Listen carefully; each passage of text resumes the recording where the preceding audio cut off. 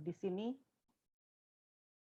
informasi yang kita terima, klaimnya dinas gitu ya, dinas pendidikan dalam hal ini, bangku sekolah kita itu sebenarnya cukup gitu.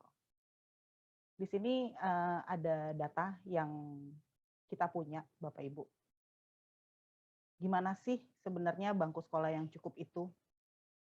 Bapak Ibu bisa lihat bahwa ketersediaan kursi secara total ya, terlihat di situ bahwa untuk jenjang SMP itu peminatnya ada sekitar 140.000. Kursi yang tersedia itu untuk negeri dan swasta itu ada 148.000. Jadi cukup ya Bapak Ibu. Terus untuk jenjang SMA ada 152.000 lebih. Kursi yang tersedia itu ada 188. Gitu kan. Ini negeri dan swasta ya Bapak Ibu. Ya kalau untuk yang negeri jelas memang dibiayai oleh pemerintah dalam hal ini. Kalau yang swasta kan ya butuh effort dari orang tua. Nah ini yang di bawahnya adalah sebaran muridnya untuk SMP negeri ini bisa dilihat angkanya untuk SMA, untuk SMK, yang negeri, swasta, dan berapa totalnya. Jadi secara keseluruhan bangku sekolah negeri dan swasta sebetulnya masih cukup. Datanya ini. Namun yang jadi primadona itu kan lagi-lagi sekolah negeri ya. Harapan kita anak-anak kita itu bisa masuk di sekolah negeri. PPDB itu ada aturannya, Bu, Bapak. Kalau kita lihat dari kronologinya atau jenjang aturannya, kiblatnya itu yang pertama adalah dari Permendikbud nomor 1 tahun 2021 itu tentang PPDB. Aturan ini dikeluarkan di tahun untuk tahun 2021.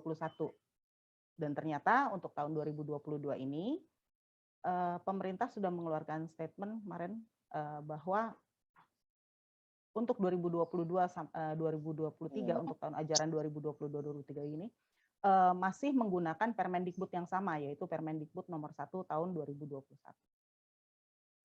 Nah, untuk 2021 juga di Pemda DKI dalam hal ini itu mengeluarkan aturan turunannya mengenai juknis PPDB yang berlaku di Provinsi DKI. Untuk tahun lalu, aturannya itu ada di Peraturan Gubernur nomor 32 tahun 2021. Kalau nggak salah, ya dikeluarkannya tanggal 5 Mei tahun 2021. Nah, berangkat dari aturan dari Pergub nomor 32 ini, keluar lagi aturan-aturan yang mendetail tentang gimana proses PPDB di tahun 2021. Ada 3 aturan yang dijadikan sebagai rujukan penting. Yaitu yang pertama, Keputusan Gubernur nomor 608 tahun 2021 yang isinya adalah tentang daftar zonasi sekolah untuk PPDB. Jadi di dalam Kepgub nomor 608 ini itu isinya adalah tentang pembagian zona. Wilayah-wilayah mana yang masuk dalam zona prioritas 1, yang masuk prioritas 2, dan mana yang masuk prioritas 3. Pembagian, maaf, itu suara yang masuk mengganggu. Kembali lagi, pembagian zona ini itu didasarkan pada alamat KK ya Bapak Ibu. Yang terdekat itu berada di zona Prio 1, terus yang semakin meluas lagi keluar itu ada di zona prioritas 2, dan yang paling luar itu adalah zona Prio 3. Itu adanya kalau tahun lalu di Kepgub nomor 608 untuk tahun lalu. Nah, aturan yang kedua adalah Kepgub nomor 609. Di Kepgub nomor 609 ini itu berisikan tentang daya tampung dari setiap sekolah yang ada dalam PPDB. tahun 2021. Jadi di situ tuh SMA 1 itu daya tampungnya berapa untuk mulai dari SD ya. Malah kalau nggak ya dari SD, SLB semua ada di situ. Itu daya tampungnya berapa untuk perjurusan, begitu juga untuk SMK. SMK juga perjurusan karena SMK kan jurusannya itu lebih banyak ya. Itu diaturnya di 609. Jadi tahun ini nanti kita akan menunggu aturan-aturan ini ya. Itu ada daya tampung secara total ya Bapak Ibu. Terus yang ketiga, ada surat keputusan dari Kepala Dinas nomor 466 tahun 2021. Di dalam surat keputusan Kepala Dinas ini, itu dibahas tentang alur proses pelaksanaan penerimaan peserta didik baru tahun 2021-2022. SK Kepala Dinas ini, seingat saya, memang tertanggalnya tanggal 7 Mei 2021. Di dalam SK Kadis ini, itu digambarkan tentang bagaimana mekanismenya, mekanisme persyaratannya, mekanisme seleksinya, sampai dengan aturan main yang lebih detail di SK Kadisdik nomor 466. Jadi 3 aturan ini yang nanti harus Bapak Ibu perhatikan, yang serupa ya untuk di tahun 2022, nanti akan gambarannya akan keluar 3 aturan ini yang harus dijadikan rujukan. Jadi tentang zonasinya, tentang daya tampung, dan bagaimana alur prosesnya.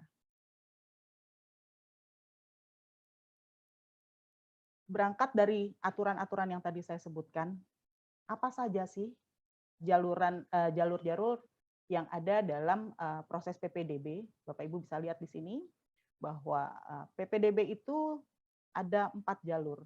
Di sini kami sort random ya, nggak sorted. Yang pertama adalah jalur zonasi. Jalur zonasi ini itu kalau tahun lalu menduduki pagu paling tinggi, yaitu 50% kalau saya nggak salah. Jadi dari zonasi itu 50%. Untuk afirmasi yang kedua, afirmasi ini di sini itu ada pagu sekitar kalau nggak salah 25% pagunya. Untuk yang afirmasi ini macam-macam nih, dibagi lagi menjadi ada anak panti, ada inklusi itu masuk di afirmasi, terus ada pemegang, ada kuota juga untuk para pemegang KJP dan PIP, anak nakes, terus itu semua masuk di sini. Udah deh, mati deh, nggak boleh main laptop deh. Jalur yang ketiga itu adalah jalur perpindahan tugas orang tua wali. Untuk JPTO ini biasa kita singkat ya jadi JPTO. JPTO ini dalam PPDB tahun 2021 itu mendapatkan porsi pagu 2%. Jalur ini diperuntukkan untuk siswa-siswa yang orang tuanya mengalami perpindahan tugas dari luar DKI ke DKI. Ya tentunya persyaratannya banyak di sini. Ada beberapa persyaratan-persyaratan yang harus dipenuhi. Salah satunya adalah ya surat perpindahan tugas orang tua. Dan yang terakhir itu adalah jalur prestasi. Jalur prestasi di sini itu secara total, secara akumulasi itu ada 23% dari total pagu. Jalur prestasi ini dipecah menjadi 2, yaitu jalur prestasi akademik. Yang akademik ini persentasenya 18% dari total keseluruhan pagu, dan jalur non-akademik itu mendapat porsi 5% dari keseluruhan pagu. Nah, ini konsep-konsep jalur yang tadi saya sebutkan. Untuk zonasi ini secara real ini tujuannya itu supaya masyarakat itu atau siswa itu bisa lebih dekat ke sekolah supaya lebih efektif, lebih ekonomis, dan tidak buang waktu gitu kan. Jadi siswa-siswa yang berada di sekitar sekolah itu bisa masuk ke dalam sekolah yang dituju, yang terdekat. Nah, untuk jalur afirmasi seperti yang tadi saya sampaikan bahwa ini peruntukannya adalah untuk siswa-siswa atau CPDB yang berasal dari keluarga atau ekonomi yang dianggap tidak mampu, yang punya KJP, PIP, dan anak-anak penyandang disabilitas, supaya mereka bisa mendapatkan pelayanan pendidikan yang berkualitas. Nah, untuk jalur prestasi, ya namanya juga jalur prestasi ya. Jalur ini memang disediakan untuk mengapresiasi dan mendorong motivasi para CPDB supaya mereka berprestasi. Jadi ini untuk mengapresiasi mereka ya, Bapak Ibu. Dan JPTO seperti yang tadi saya bilang bahwa ini untuk mengakomodir peserta didik yang ikut pindah tugas orang tuanya dari non-DKI ke DKI.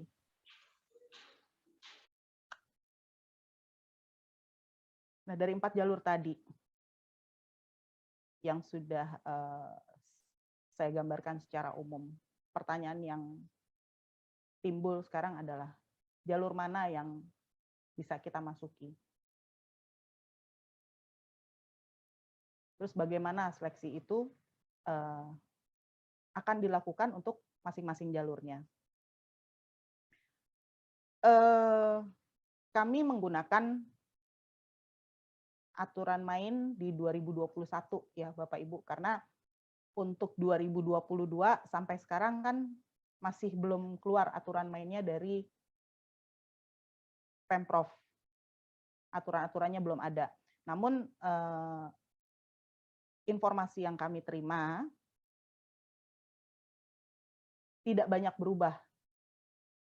Ada perubahan, namun tidak banyak berubah. Ada penyesuaian-penyesuaian. Ya, sebagai gambaran karena tidak berbeda jauh, ya kami menggunakan Juknis untuk PPDB di 2021.